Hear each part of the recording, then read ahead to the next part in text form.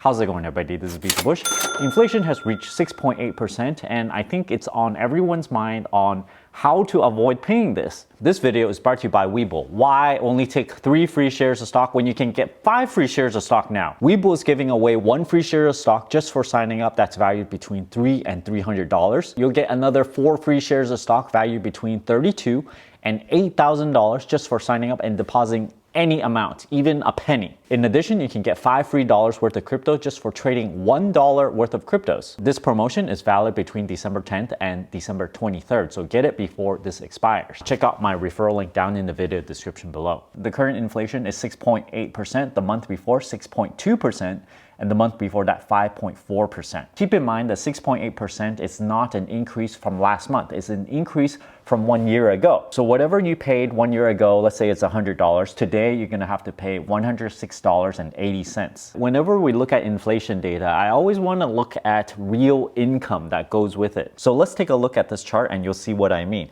Real mean household income cumulative growth by quintile and top 5%. When they say quintile, it's just all of the entire population divided into fifths. So the bottom quintile is the bottom 20% of earners, the next one is the next 20%, and so on and so forth. The key takeaway here is that for the top earners, the real wage roughly stays about the same, and for the bottom half of the earners, it roughly went down a little bit. Although this data is for 2016, it generally holds true for now and going forward the next 5 or 10 years, mainly because the rich are getting richer and the poor are getting poorer. So in the end, you might see your wages increase, but inflation is keeping up right along with it. So therefore, you're not really getting a raise. You're just getting your wages readjusted for inflation. This is holding true for the top 60% of the earner. You can see the percentage change is 0. But for the fourth quintile and the bottom quintile, it peaked around the year 2000, and currently it sits at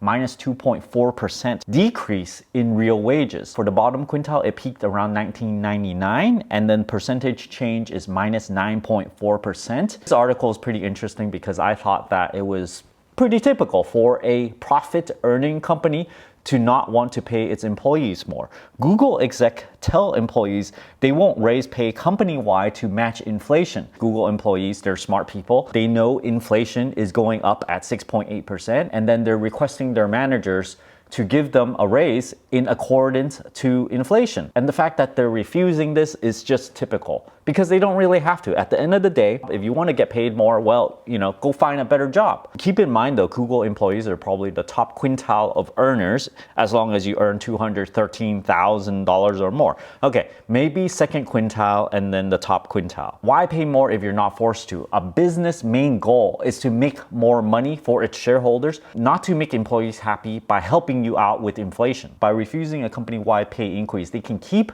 the employees that are too lazy or does not really want to move. How do you force a 6.8% increase? You go look for a new job, get an offer letter, and you show this letter to your manager. There are a couple ways to avoid inflation, and if you have a lot of cash sitting around, your problem becomes a little bit bigger because that amount of money is essentially being inflated away. If you don't have that much cash laying around, it's actually much easier because all you have to do is just switch job. You then earn today's money and then you don't have to worry about inflation at all. This actually only works for the top 60% earners because if you're the bottom 40%, well, even if you switch jobs, the wages are gonna still stay pretty low and you're not gonna be able to beat inflation. If you have a lot of cash and because inflation is going up, interest rate is really low, you may be incentivized to invest in the stock market. Now, the stock market is not guaranteed and you have to take on some amount of risk, and you also have to make more than 6.8% in order to beat inflation. Another option is to invest what's called TIPS.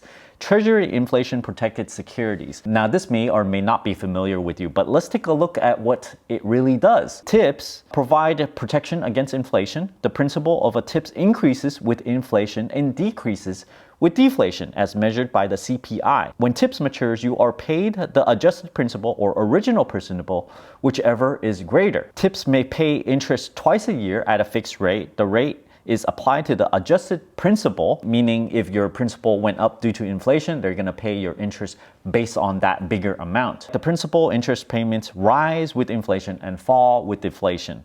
So at least you are guaranteed the original amount that you put in. You can buy tips from us in Treasury Direct. By the way, treasurydirect.gov is not a sponsor. This is a government website that you go to and buy these tips things. You can also buy tips through a bank or a broker. You can also hold a tips until it matures or sell it before it matures. A few more important things here. Minimum term of ownership is 45 days. Interest income and growth in the principal are exempt from state and local income taxes, but you do have to pay federal income taxes. Another way to avoid inflation is just to have real property.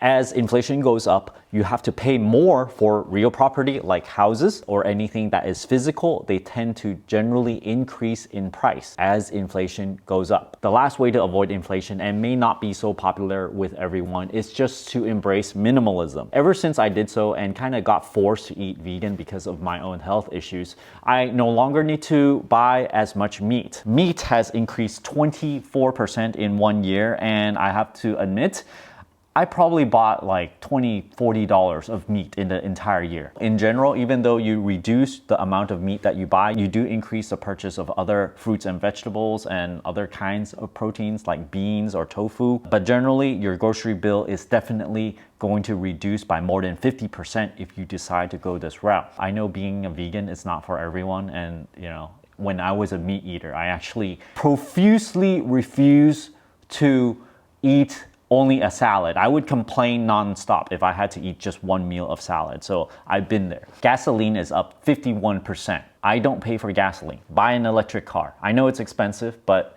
if you happen to have an electric car, well, you are largely unaffected by this gasoline inflation. Who cares? Don't buy stuff. Stuff has gone up. If you don't buy material things, you don't actually need to buy that much material things. Appliances are up 15%. I actually keep on fixing my appliance. They're like 10 years old or more.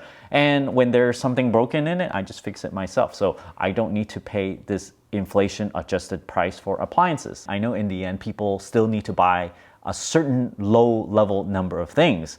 Sometimes things really do break and you cannot, no matter what, fix it. So the idea here really is to have less frequent upgrades. Fix the stuff that you already own and use it until it's completely worn out. Another side benefit from not buying anything new is that you do not have to pay sales tax anymore. Over here in California, they go for around 7 to 10% sales tax. Hotel went up 26% from last year. Car rentals went up 39%. I know this is not going to be a popular thing to say either because people love to travel. People love international travel. It kind of broadens your mind to see new things. And I agree. You need some amount of travel to just kind of take in new ideas, new sights and scenes, new cultures, new foods. Over the last year, of course, I didn't do any international travel. I did a little bit of local travel within California itself. But the idea here is to travel less.